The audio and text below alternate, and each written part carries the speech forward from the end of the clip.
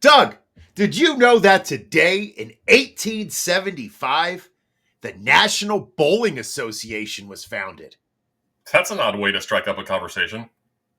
Oh, really? Spare me the criticism. Do you think I should split? Should I stay in my lane? Why are you the way you are?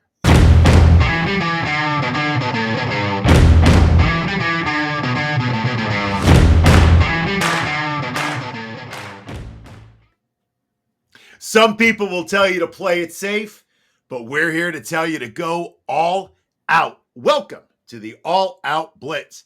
I am your host, J.J. Wenne, and I am joined by the zesty zealot himself, Doug Orth. Tonight on the show, Doug shares the insight he has gained from watching the film and diving into the analytics from week 10.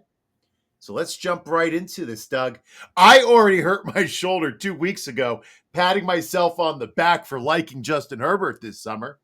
But tell me, what did you see on film this past week? Well, Herbert has not torn up the NFL beginning. He did not tear up the NFL beginning the season with 4 straight sub 200-yard passing games, but he has taken advantage of a relatively soft spot of the Chargers' schedule to rank as the overall QB5 over the last 3 weeks. He has been able to accomplish that while ranking 19th over that time in pass attempts, 18th in completions, 10th in passing yards, and tied for 10th in passing touchdowns. So how is it possible he's the QB5 when he's no better than 10th in any of those categories? Well, one of the best parts of Herbert's game throughout the first 4 seasons of his career was the ability to take care of the ball. Yes. Despite operating in less than ideal circumstances, and we know anybody who was remotely interested in the Chargers knows the Brandon Staley years. So anyway, less than ideal circumstances from 2020 to 2023, Herbert entered this season with a 2.7 to 1 touchdown to interception ratio. In the NFL, you like your quarterbacks to be bare minimum 2-1, and if your quarterbacks are 3-1 or better, that's elite. So 2-7 to 1, pretty good. Okay. His pre-2024 interception was a very palatable 1.7, and just to give you an idea there too, generally speaking, 2 is considered reasonable. Some of your more turnover-prone quarterbacks will get into the 3s, and that's where they're. If you got quarterbacks going into the 3s, they're usually bench worthy. If you're 1.5 or below, you're really taking care of the ball. So 1.7 is, like I said, very palatable. Okay. So again, 2.7 and 1.7, right? Those marks this year for Herbert are 11 to 1, not 3 to 1, 11 to 1, and 0.4%, 0.4%, not 1.7, 0.4. So those are both much better. Yeah, much better than his already very palatable marks before, yes. So among quarterbacks with at least 100 pass attempts this season, only Lamar Jackson, believe it or not, Lamar Jackson at 1%, has a lower turnover-worthy rate that Herbert does at 1.2. Herbert's doing more than managing the game, however. His 12.9% deep throw percentage ranks 8th in the league for the season. And again, name me who his receivers are. He's got Josh Palmer stretching the field, and a couple. Ladd McConkey, Quentin Johnson. But are they really stretching the field? Right? Yeah. So perhaps the biggest change recently has been what he's done as a runner. He's 16 carries, 83 yards, and a touchdown over his last 3 outings, compared to 20, 34. So 20 carries, 34 yards, and 0 touchdowns over his first 9 games. So if you want to go ahead and pull up our first and only tweet of the night. I'm not pulling up any tweet. Oh, no, we're not going to do that. Okay. We are not going to do that. Either way, perhaps the most encouraging part of his usage last week was the Chargers' decision to call a design run for him on 4th down late in the first half. And for those who didn't watch or would like a short summation here, I believe Gus Edwards and J.K. Dobbins were both stopped a little bit earlier. Oh, look at this. I think I see a tweet coming now. Sure, if I can just figure out how to share it quickly. Hold on 1 second, buddy. There we go. That's not the way we want it, though. Go ahead, keep talking, buddy. I'll get it. All right. So it was a 4th and 1 from the 5, and I think I'll shut up now and let So just like the tweet says, and it plays into what I'm about to say. So go ahead and let that breathe for a few seconds. I'll continue here. So the fourth down carry was a fourth and 1 from the 5, and I think they were just trying to really. I don't think they were trying to get a touchdown off of it so much as they were trying to get a first down off of it. But I don't think in all the time I've watched Herbert have I seen a designed run like that for him. So that was very encouraging. Not only would that call have been unthinkable early in the season, as Herbert was overcoming a high ankle sprain and plantar fasciitis, and that led to that 2.0 scramble rate that Jacob Gibbs had on the tweet there. But his 9 rush attempts in Week 10 were also tied for the second most of his career. At least in this Greg Roman-led offense, it seems unlikely Herbert will ever be a player who is a regular part of his team's rushing attack in the same way that Josh Allen is, even though Herbert might actually be a better overall athlete. And the reason I say that is because it looks to me when I watch Allen, he embraces the rushing aspect. He embraces the contact that comes along with it. And I'm not saying that Herbert doesn't, but he doesn't embrace it. It's more, I think he does it less willingly. Herbert's 4 rushing attempts per game this season, still, even with that early injury issue that led to like the 2% scramble rate, his 4 rush attempts per game this season put him on track to set a career high with 68 carries, which he'll probably push just again, given the fact that that first month was a wash. But the difference between the two situations, again, Allen and Herbert's, is that Buffalo has rarely prioritized getting a second running back involved with Allen as its quarterback. Roman's offenses, from J.K. Dobbins to Gus Edwards in Baltimore to the second act of that here in Los Angeles, they typically have. What are your thoughts? If your arm is okay or your shoulder is okay from patting yourself on the back, what do you think about Herbert? Well, what you said about him taking care of the ball, I was listening to the new Check the Mic, and they mentioned the fact that he hasn't even had a turnover-worthy play in over a month. Like, it's not that he's just not turning it over, but he's really not putting it in harm's way at all, which I love. On that designed run you were talking about where he did score, I really appreciated his vision, right? It wasn't just a straightforward run. He cut back twice. He saw the hole. He hit the hole. He did it. I don't know. I just really like seeing quarterbacks used more.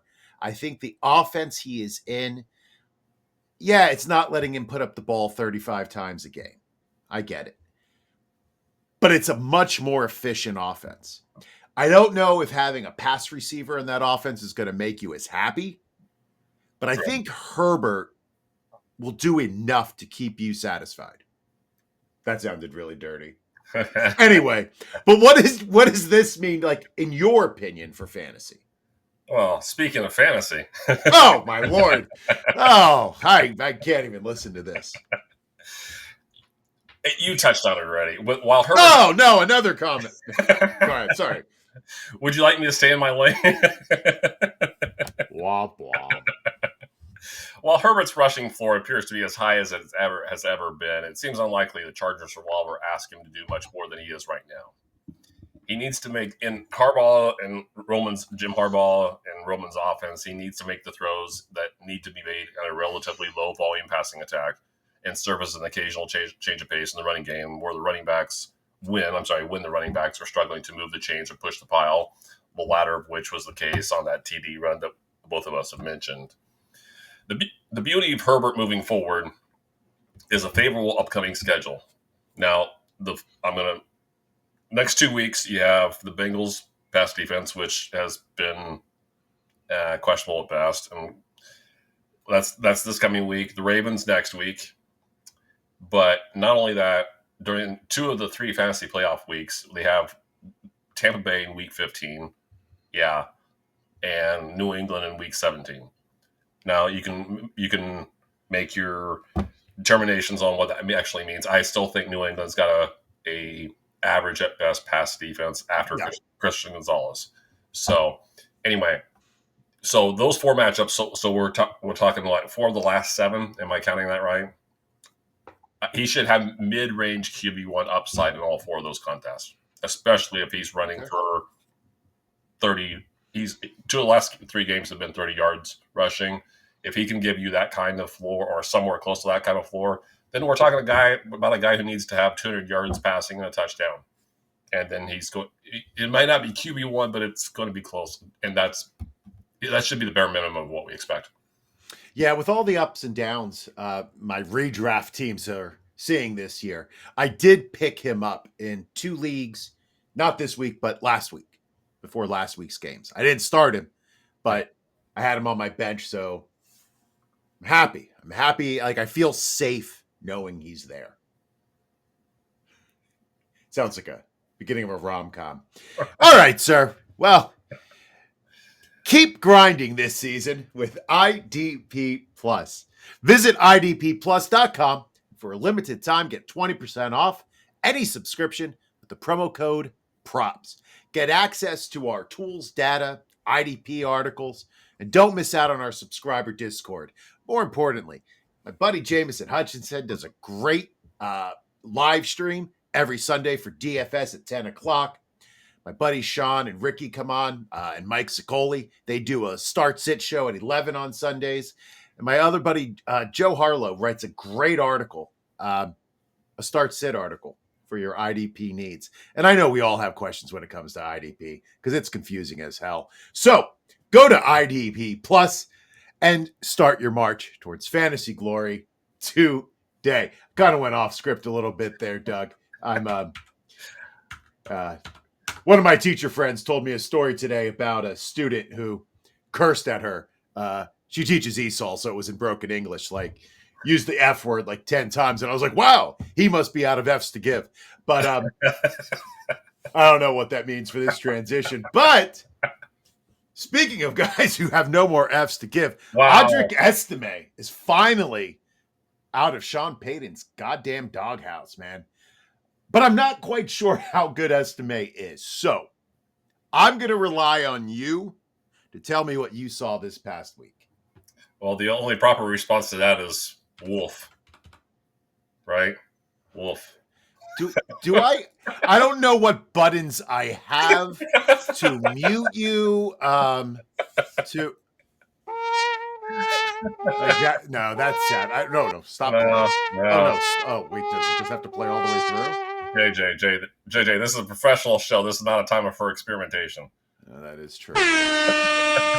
Go ahead, sir. I'm sorry. That's the right sound effect. Yes. To put it mildly, Estime's NFL career got up to an inauspicious start. Okay. Those of us who don't remember, his first carry went up for 13 yards. That was the good news. The bad news is he tried to hurdle something that really didn't need to be hurdled, and then he fumbled.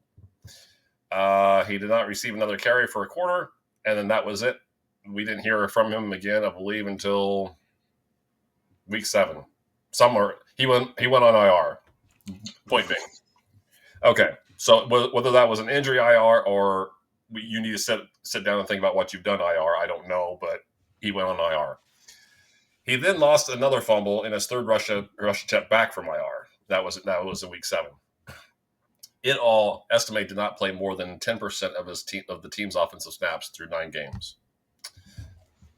Okay, so that last one of those, week 9 was hardly a breakthrough performance against the Ravens, and we remember that 41-10 blowout loss to the Ravens. All 5 of his carries for 35 yards, 21 of which came on one carry.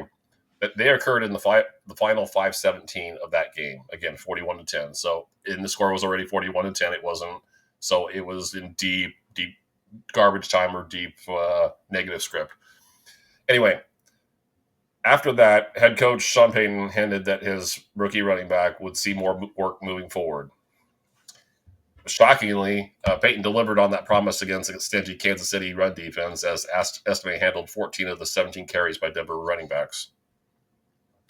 Despite failing to break a run for more than 10 yards in week 10, Payton doubled down on his belief in Estime after the game, suggesting that he ran well and gave us some juice. While the amount of juice Estime actually provided is up for debate, perhaps what Payton was referring to was the rookie's first and third carries of the game, which I think one went for 10, one went for 8. Anyway, they accounted for 34% of his 53 rushing yards. Again, we're not talking about a banner day. We're talking 14 carries, 53 yards. which again goes back to, did he really run well and did he really give you some juice? That's neither here nor there. I'm just trying to put it in a nice little bow for you. On the downside, Estime did not see his first action versus the Chiefs until the third series, as he watched Jaleel McLaughlin, Javonte Williams, who we expected, and wide receiver Marvin Mims take backfield snaps ahead of him. So you could say he was fourth in line for carries, and we're talking after through the first 2+ series. So not an overwhelming vote of confidence. Anyway, after Mims had his 2 carries and McLaughlin had 1, after they took some of the early rushing work, Estime was responsible for handling 82.4% of the remaining non-quarterback carries thereafter. Okay, so looking at all this, I think Peyton could also be taking more of a macro look at the backfield situation. And after I saw this, it makes me wonder if Peyton is not at least partially an analytics guy, because you and I aren't seeing like a huge difference between, is he running better than Williams? Probably. Is he running better than McLaughlin? I don't think so. Either way. Right. It is somewhat telling to me that he's averaging a full yard after contact. This is Estime again. That's 3.07. 3 yards after contact is pretty good. 2 is what is about bare minimum of what you would want a regular running back to get. 3 is actually pretty good. He's averaging a full yard after contact, 3.07 for the season, more than Williams at 2.07 and McLaughlin at 2.05. Now, granted, Williams, I think, has 4 times as many carries, and I think McLaughlin has twice as many carries. Estime finished this game with 31 yards after contact, which is more than Williams has produced in all but 2 games this season. So Peyton may be on to something. We already know how you feel, but I'm going to ask you again how you feel about our friend Audric Estime. Well, the thing I was actually just looking for, I was wondering if they actually even have an analytics person. I know every team mostly does. Yeah, Scott Flaska, director of football analytics for Denver. Sean Payton seems like a guy who wouldn't trust analytics. And, when talking about Estime and the hard time he had getting his rookie season going. Yeah. Like it couldn't not remind me of one of my least favorite coaches of all time, Tom Coughlin, and what he did to David Wilson. Oh, God. If you can remember that, right? He fumbled, then he never played the guy again, let him just sit there and suffer on the bench. And just like that old school mentality, even Belichick would do it. A guy would fumble and you wouldn't see him for 3 weeks. Fumbling used to be a bigger part of the game. I think it was Eric Dickerson's fumble rate was ridiculous. Guys used to fumble and nobody you just gave him another shot. But for some reason, some of these coaches just take the ball out of their hands. Yeah. And I get if it becomes a habit or something that's continuously happening. But God, so much of football is confidence. And taking the ball out of a guy's hands really saps somebody's confidence. So I'm excited to see what Estime can do. I don't really have him. I think I have him in one of my leagues. So it doesn't really affect me if he goes good or bad. I had a lot of Javonte Williams, unfortunately. We talked before. I traded him before this past week. Him and Josh Downs for Olave and Marshawn Lloyd. I don't know. Dynasty League, we'll see what happens. But I don't know. I don't have a lot of good feelings about what's going to happen for Estime. I don't think Sean Payton's going to deploy them right. I don't know. What do you think? Yeah, I'm with you on. I'm with you with pretty much everything you just said. I don't think today's, and we've talked about this before too. I don't think today's coaching is we already don't think it's probably what it was 20, 30 years ago. But I mean, particularly in terms of the running back position, we live in a world of a committee running backs. So now you can say, okay, we're using we're using our 230-pound running back for all the power stuff. Okay, good, fine. We're using, but so often that's not what ends up happening. We're not using the speed guy to use speed guy things. We're not using the power guy to do power guy things. Not only that, now you're telling running backs who we're used to getting a feel, because that is important. It's important to get a feel of how the blocking is setting up, how the defense is reacting to the block and playing the blocking. You need running backs to get a feel for that. Not only now are you taking that away from them because you're taking away their volume because it's committee backfield. Now you're making them press too because, hey, I've got to do what I used to have 18 to 20 opportunities to do. Now I got 10 to 12 opportunities to do. And if I don't look good with my 10 or 12 opportunities, I'm going to go down to 6 to 8 pretty quick. So it's anyway. Yeah, that's an interest. You're right. You're right. And that's an argument I made for a while, and it's I hope we're moving more back. We're seeing more running backs get. I don't know about more feature, but we're seeing an uptick in terms of, at least this year, of running backs getting a little bit more work or moving closer back to featured backs. Let's hope that continues. Anyway, for fantasy purposes, let me start with the downside. The downside to Estime from a fantasy perspective is that he has not earned any kind of trust in the passing game. He's played 6 games so far in the NFL. He's been on the field for 15 pass plays. He has served as a blocker 3 times and run 5 routes. By comparison, Javonte Williams, who I think may now be in Peyton's doghouse, he's averaging 16 routes per game. So what I'm telling you is Williams runs more routes in one game than Estime has through 6. So if you're expecting something from him in that regard, you're not going to get it anytime soon. So what does that mean? Whatever fantasy upside Estime possesses for the rest of the season lies almost entirely on his ability to do damage as a runner. He is highly unlikely to handle any kind of regular work in the passing game, as I already laid out. So that, to me, makes him a limited upside flex option in any week Denver is likely to be working a negative game script. Thankfully, they have good defense, so that might be like a 50-50 proposition from week to week. Still, as we're trying to set lineups as we move closer to the fantasy playoffs, we don't want somebody who has a 3 to 4 point floor, and let's hope he gets in the end zone so he can get 10. So, again, limited flex upside option. That's what I think. Well, I'm going to consider you the estimated profit. That's a deadhead joke. If there's any deadheads listening, they would appreciate that. That went over your head. I understand. I understand. I'm not that big of a deadhead. My wife is. So yeah. Blame it on the wife, right? No, it's the truth. But all right, sir. Well, I did not happen to catch the Houston game this weekend, but you bringing up the name John Metchie really piqued my interest. From the draft 3 years ago? Is this his 3rd year? Yeah, he was in the 2022 draft.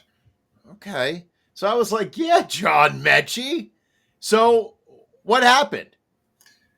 Well, you remember he was in the same draft class as Jameson Williams. What happened to the Alabama receivers that year? That's what I'm talking about. Yeah. Not much. Okay, so here's how I'm going to lead off like this. And the way I led off in my column was a 50-second soundbite from D'Amico Ryans. Please refer to that in the article, which we'll talk about again at the end of this episode here. But anyway, Ryans noted during one of his recent pressers, I don't know if it was Monday or Tuesday, that Metchie began to play with more speed and be more decisive with his route running in recent weeks in practice. Now, I'm going to admit some aggravation here. If we only had access to this information, I don't know, Sunday morning, Saturday, before Nico Collins was ruled out before Sunday Night Football.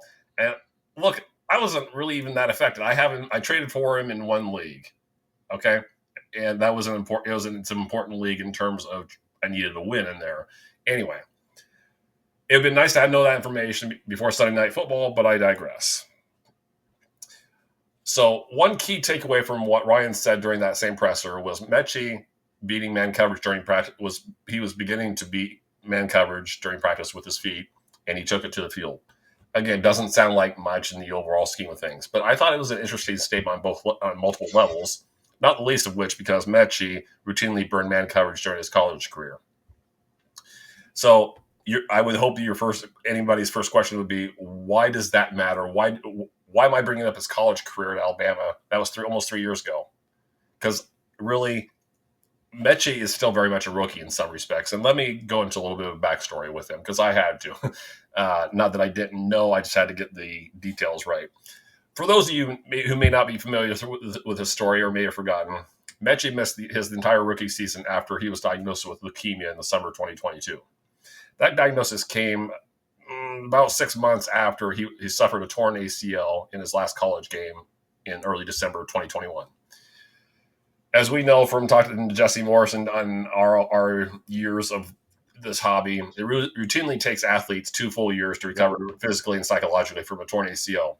So we can only imagine then, because we don't have a much of a template for this, we can only imagine how much of his 2023 season was still working his way back from a torn ACL and leukemia. It makes you think. Okay, with that said now, we have seen glimpses of the upside Metchie possesses before Week 10. He flashed a bit. He had 3 catches for 44 yards and they were all during the first half of the Texans' rout of the Browns in the AFC wildcard game last year. I'd completely forgotten about it. I didn't know until I looked at it. I didn't realize Metchie played in that game, but sure enough, he did. Yeah, I forgot too. Sorry. He flashed again, and this I'd forgotten too. He flashed again. He had 6 catches, 68 yards, and a touchdown in Week 2 of the preseason this summer. Again, most of that coming from Case Keenum, who again make of the preseason what you will, I guess, right? With that said, now the addition of Stephon Diggs this offseason pretty much blocked any chance Metchie had of logging any real playing time before Diggs was lost for the season in Week 8. And again, let's remind people. I mean, Metchie. I remember people were asking about Metchie. I remember reading about this in late summer. Metchie was being asked for by teams in the draft, in part because I think he did look so good in that preseason game, and the Texans wanted nothing to do with it. They wanted him, so they were probably starting to see something from him there that they wanted to. But with that said, they had Diggs, Tank Dell, and Nico Collins. How you're not going to go forward receivers on a regular basis. You're just not. Right. Anyway, so I told you Diggs was lost in Week 8. Then the Texans played on a Thursday night the following week against your Jets, further delaying a potential breakout for Metchie until this week. Okay, and this is where trying to go full circle here. This is where Ryan's talking about man defense, how he was starting to look really good against man defense. Well, Detroit plays a lot more man than most teams did.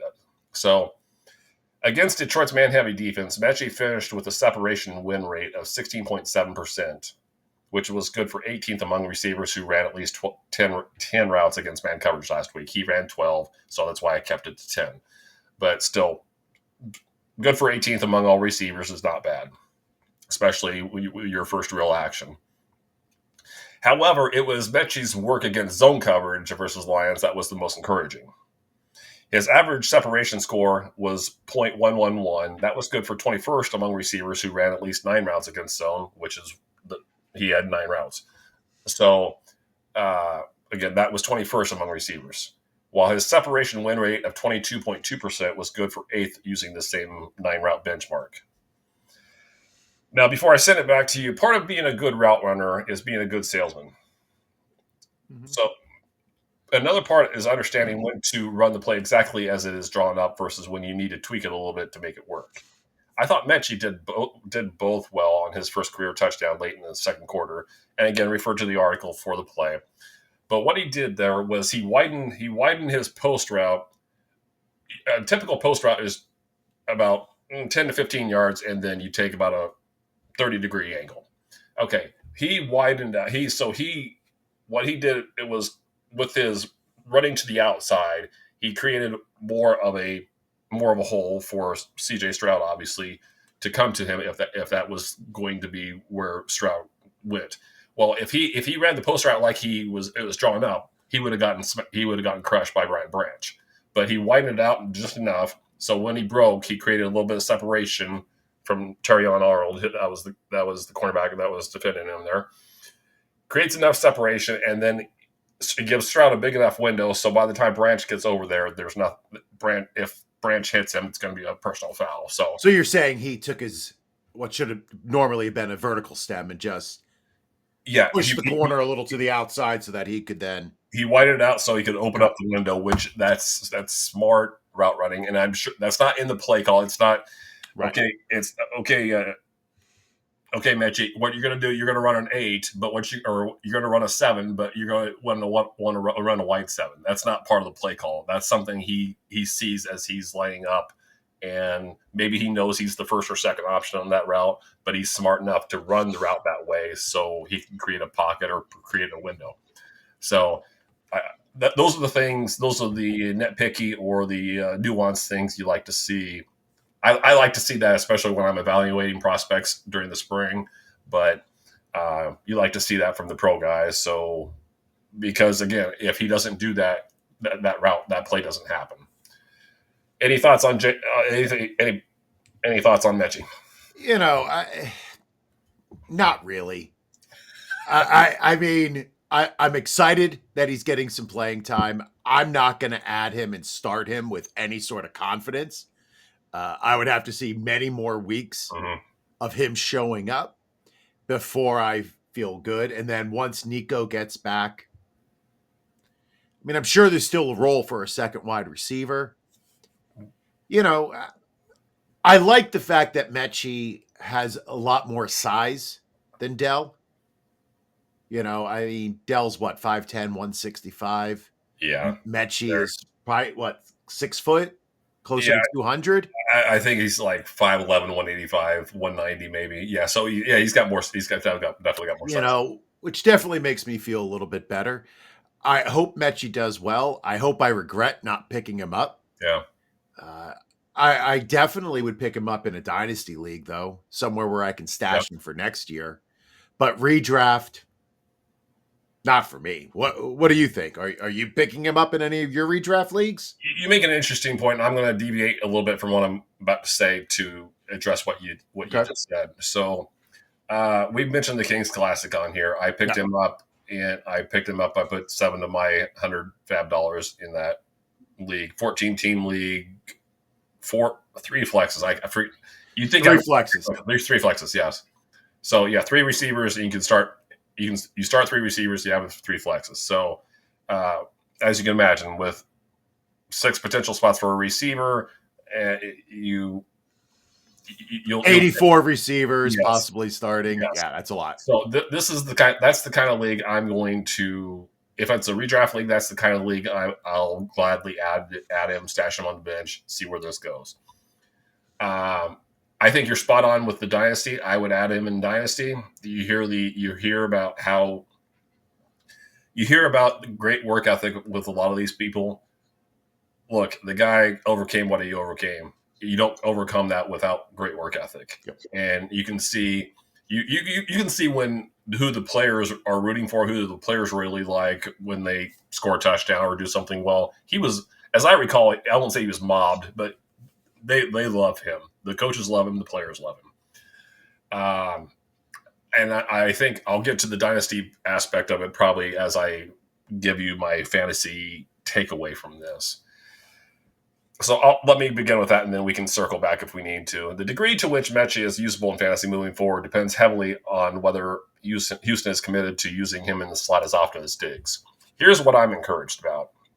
Metchie's 54% slot rate in Week 10 was almost identical to Diggs' usage there through 8 games. I think Diggs' rate was like 52%. So, I mean, we're talking over half slot.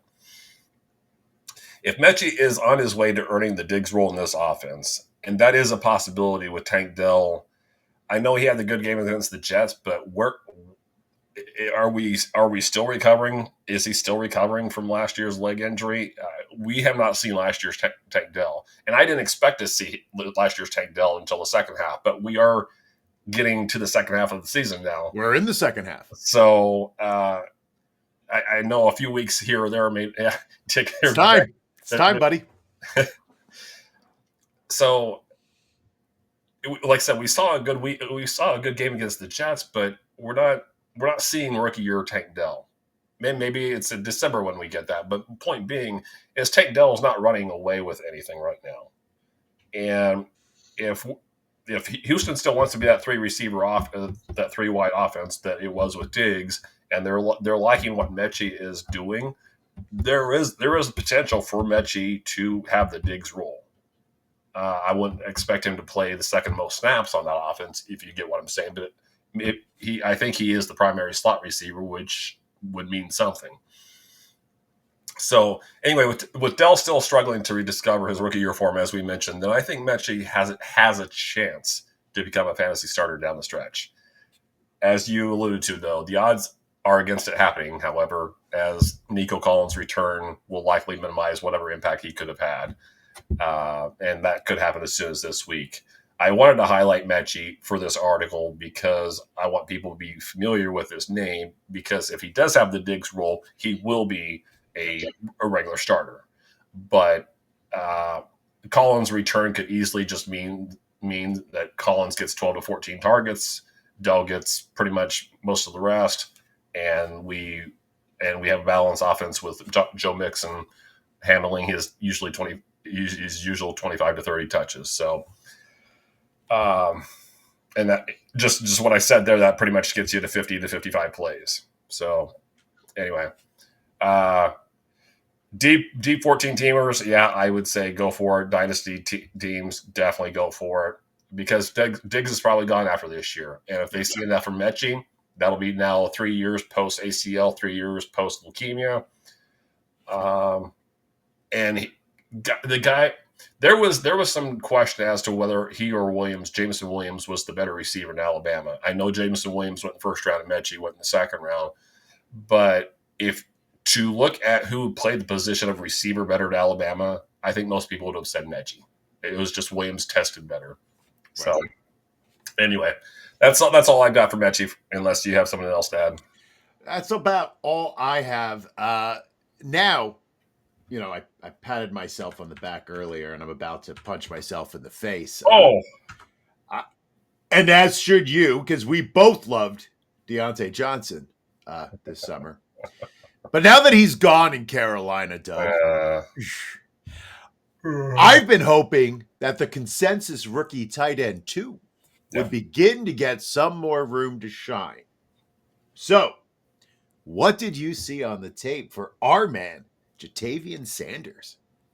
Well, as usual, if he does well, he's my guy, and if he sucks, he's your guy. So hey, listen, I take all the misfits on my side. I'm like the island of misfit toys for fantasy. Well, let me begin with some perspective and background here. So Sanders has played at least 70% of his team's offensive snaps in 6 of his team's first 10 games. For the first month of the season, it just didn't seem like he did, because Andy Dalton was focused primarily on feeding Deontay Johnson, and for a good reason. Okay, so beginning with Johnson's last game as a Panther and subsequently Dalton's last game as a starting quarterback in Week 7, Sanders has started to show why so many considered him the second best tight end prospect in this most recent draft.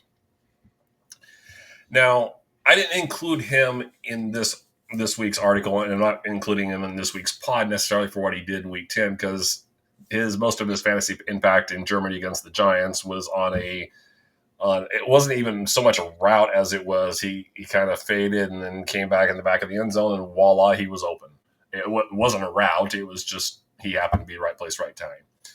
Any decent college tight end could have done it. Heck, I would even reach into high school. High school tight ends could have probably done that. So I'm not of course, I haven't watched much high school in the last 20 years, so maybe they don't utilize the tight end, buddy. Much like college. Yeah, oh God, don't get me started there. Yeah. The reason I'm including Sanders this week is because it's a continuation of what has been a solid last month or so for him. Some of his most impressive work came in Week 9 when he flashed the speed and athleticism, and the offense showed during his time at Texas. What he did in that game, the thing that caught my eye, so it was a little bit of I guess you could say it was a flat route, but he just went out in the flat. It was just a dump off. And if he didn't turn that into like a 40-yard game, he leaped a defender and then he looked like a, I don't know. We're talking about 245 pound guy who, I wouldn't say he was pulling away, but he was moving at a good speed. I'll just leave it at that. He then showed his versatility off 3 plays later. He lined up in a slot. It was kind of like a spread out trips, but 3 receivers to one side. He lined up as one of the slot options. Ran a nice little skinny post for 21 yards. Showed off a little bit run after catch skills there too. Kind of like almost what you would have seen from Gronk in some of Rob Gronkowski in some of his better years. Didn't necessarily move fast, but my God, it was effective. Then toward the end of that game, he drew a 22-yard pass interference call on Saints linebacker Demario Davis. I think probably an IDP legend at this point, right? But former Jet legend. or yeah, there you go. Davis, he's 35, but he's still one of the best at what he does. So being able to draw a pass interference, and you could tell Davis wasn't looking back for the ball. Now, granted, linebackers aren't corners, and they're not, but Davis has been playing the game long enough to know that if he's confident on who he's guarding, he knows how to play the ball in the air, and you could tell he was in trail technique, pretty much the whole time. The reason I bring that all up is because that penalty, that 22-yard penalty, led to Chuba Hubbard scoring the game-winning touchdown on the next play. So I don't think it's coincidence. We know how much Bryce Young struggled to begin the season. It's probably not a coincidence that he's looked, and I was taken aback by it here in the last couple of weeks. Bryce Young does look much more composed and confident. I'm not saying he looks great, but he does look much better. He looks better. He looks much more composed since Sanders became a more regular part of the offense. To that end, over the last 4 weeks, Sanders has a 2.30 yards per route run. That ranks 6th among tight ends who have run at least 50 routes over that time. Yards per route run is not an end-all, be-all statistic, but it does give you some idea of the effectiveness of or how well a receiver is playing. So, again, sixth overall amongst tight ends over the last 4 weeks. And that's, again, with mostly Bryce Young, who most of us were ready to write off a month ago. I don't think it's a coincidence that the two are hand in hand. Bryce Young is looking better, and Sanders is playing more regularly. So, your thoughts on our boy Sanders? My guy, Jatavian Sanders. Can I just say, I don't like when players hurdle other players. Like, I should have a hot take show. You should. But it should be like the stupidest hot takes ever. I hate seeing players jump over other players. Just stay on the ground and run really fast. Like, I get it. It's spectacular. It's amazing to watch. Saquon Barkley doing a reverse hurdle of a guy 2 weeks ago. 2 weeks ago. Was amazing. But Jesus Christ, just stay on the ground and get tackled. Come on now. We don't need you injured. Stay healthy. Play another game. Sorry. Anyway, the hurdle always gets me, but he does show off just that athleticism, right? The athleticism we heard about in the draft process. Yeah. Now it's starting to show up in NFL games. This is what we were waiting for. Remember, tight ends never used to show up for 3 years, right? Like, rookie tight ends playing well was very rare. It's like Doug telling a funny joke. It doesn't happen that often. Oh, shots fired. But if anything is going to make a young, struggling QB feel safe and warm in the pocket, it's a good tight end, right? That go-to, that release valve, a good running back who you can dump the ball off to. Like, quarterbacks need their blankies. They need their security. And Jatavian Sanders is giving that to Bryce Young right now. Something that Deontay Johnson didn't give him. Yeah. For whatever reason, maybe Deontay Johnson is a head case. One of my best friends is a Steelers fan, diehard, and would always say, that dude's no. Like, no, he's not. No, I don't like him. Maybe there's an issue. Maybe there is an issue. I mean, the Steelers do have a type. So that's a long way of me saying I'm happy for Jatavian Sanders. I'm looking forward to see what he can do the rest of this year. He is on a few of my rosters. Tight end has been so up and down. So why wouldn't he be? Yeah. So where are you in a redraft mind thinking about Jatavian Sanders for the rest of this season? Well, as is the case with most of the guys, or pretty much all four of the guys that we're talking about here, I won't say mixed blessing, but I have definitely mixed feelings, put it that way. So while it's hard to imagine any Carolina pass catcher maintaining fantasy value for the rest of the season, tight end is the one area where it could happen because very few players at that position are guaranteed volume. Thus, as we kind of been mentioning, an athletic player with some run after catch skills like Sanders has a chance, especially if he only needs to be a complimentary player while he is still figuring things out at the pro level. To that end, Adam Thielen is expected back from his hamstring injury, probably even as soon as this week. They're on bye this week. Sorry, next week. So let's say Adam Thielen gets back for the next game, week 12. So he's expected back soon. Jalen Coker and Xavier Legette, they're starting to emerge as viable threats. For real? Yeah. For the first time in a while, we can say that there are receiving threats in Carolina. And I said that plural. We had one before in Johnson. Now maybe we have 2 or 2.5. Anyway, I say all that because I still think Sanders needs to be a complimentary player. With that said, if you have 3 receivers that are emerging as viable threats or are viable threats, then Sanders can do work on 4 catches. He can be a 4-catch, 60 yards and an occasional touchdown guy. So what I'm saying is he has a path. He does have a path to fantasy relevancy in deeper leagues, but obviously I don't want him as a regular starter. That's more of your tight end premium 14, 16 team leagues, which I'm sure there are not a lot of those relative to the 10 and 12 teamers. But so what I'm saying is he has a path to fantasy relevancy, but I think we're looking more 2025 and 2026 as being before we're seeing him become a tight end 10, tight end 12 type of guy. But it's hard not to be encouraged by what we're seeing over the last month. Yeah, listen, just the new batch of tight ends coming in. I know Andrew Cooper always does his tight end work, but like there is a young batch. Unlike quarterbacks where we seem to have lost a lot of right when the last batch retired, there was sort of a dead zone for a while. The young tight ends are really, they're at the forefront.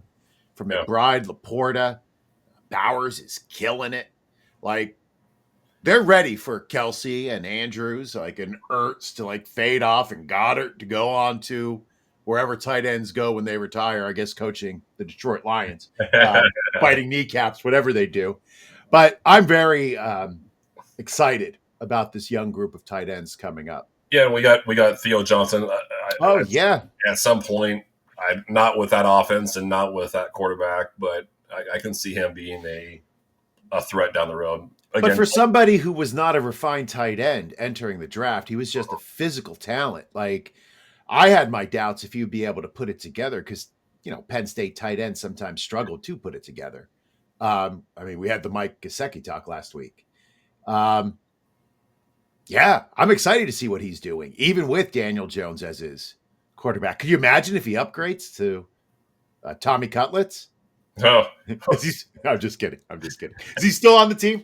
I believe so, yes. Tommy DeVito. Talk about a man who squeezed every drop out of his 15 minutes. Unfortunately, though, even though we are hearing that Daniel Jones may never take another snap as a New York quarterback, he's still stuck behind Drew Lock. Tommy Cutlets is stuck behind Drew Lock. So, listen, we've still got to wait.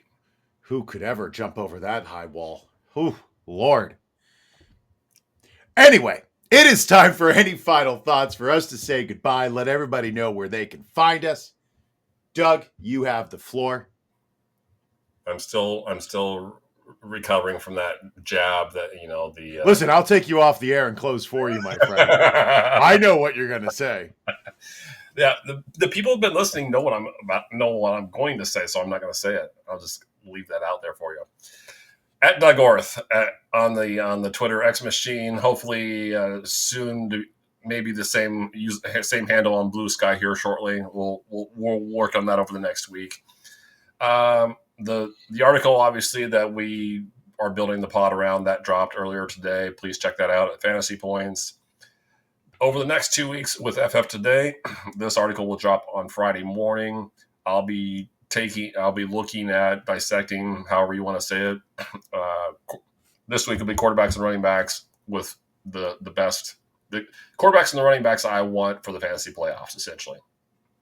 So, and what's beautiful now, we're at the point of the season where I've got the rest of my FF Today writing content schedule planned out. I usually don't have that at this point, but quarterbacks, running backs this week, receivers, tight ends the week after that. Then a staple of mine over the last, probably 10 years now has been doing what's called the Delicious Dozen and the Dirty Dozen, where I look at the 12 best and the 12 worst wide receiver cornerback matchups. Actually, the 12 most favorable cornerbacks and the 12 least favorable cornerbacks and the receivers that go against them is a better way to explain it. But that's for the next month. I encourage you to look forward and read all of that stuff at FF Today over the next month. So that's what I got. What do you got? Man, Dirty Dozen was one of my dad's favorite movies. Rest in peace. I'm at JJ Wenne on Blue Sky. Hey, are you tired of fascists?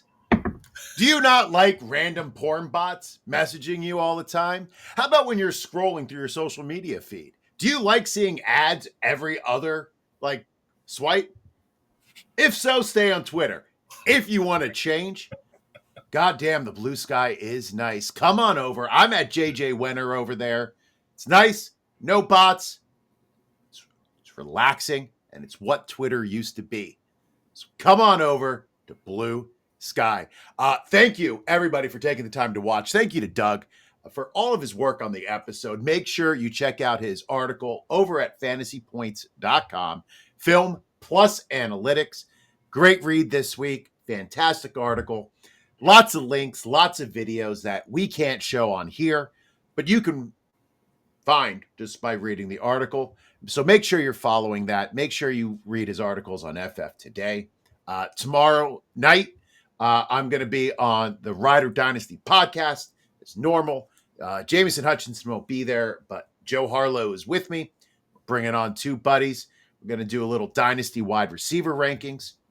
And remember that when in doubt, go all out. Boat drinks, my friends. Boat drinks. Thank you for watching the IDP Plus YouTube network. If you enjoyed this video, give it a thumbs up and don't forget to subscribe to our channel. Be sure to tap the bell icon to get notified whenever we upload new content.